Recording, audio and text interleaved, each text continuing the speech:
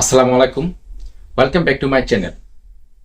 আজকে আমি আপনাদের জন্য দুটি গুরুত্বপূর্ণ এবং লাভজনক বিজনেস পরামর্শ নিয়ে এসেছি, যা কিয়ামতের আগ পর্যন্ত শেষ হবে না।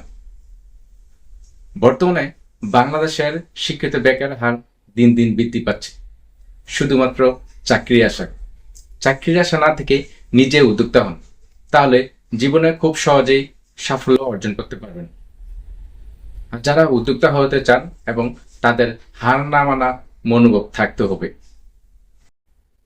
যারা নতুন উদ্যোক্তা হতে চান তাদের জন্য আজকের এই ভিডিওটি, তাই ভিডিওটি মনোযোগ সহকারে প্রথম থেকে শেষ পর্যন্ত দেখতে হবে।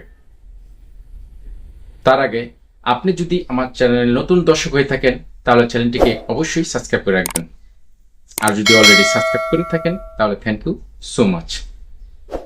তো দর্শক, চলুন আর দেরি না করে শুরু করা যাক। নাম্বার 1, মুদি ও মনোহারি দোকানের ব্যবসা। আমরা সকলেই জন্মের পরে দেখে আসছি মুদি ও মনোহারি দোকানের ব্যবসা, এবং কিয়ামতের আগ পর্যন্ত থাকবে। যারা লং টাইমের জন্য ব্যবসা করতে চান তারা এই মুদি ও মনোহারি দোকানের ব্যবসা দিয়ে দিতে পারেন।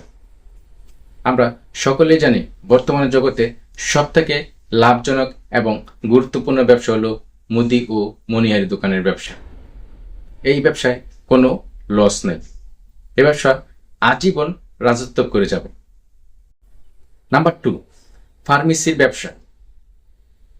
আমরা সকলেই জানি বর্তমানের জগতে সবথেকে লাভজনক ব্যবসা হলো ফার্মেসির ব্যবসা।